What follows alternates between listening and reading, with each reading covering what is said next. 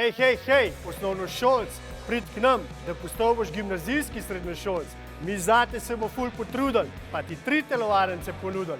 Lahko z mano tečeš 2 kroga, ampak veš, da najboljša droga je žoga.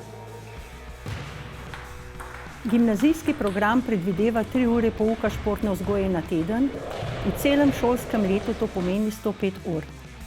Na naši šoli imamo 3 ločene vadbene prostore, v katerih izvajamo pouk športa. V vsakem od teh izvajamo različne športne vsebine po 10 tednov.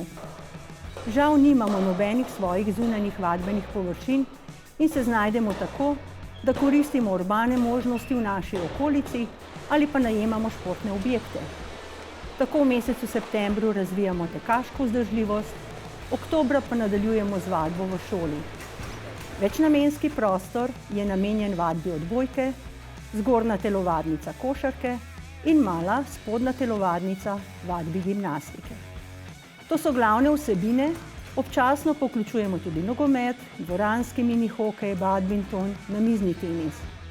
Najprej spoznavamo tehniko posameznega športa, kasneje vključimo še taktiko, večinoma preko igre.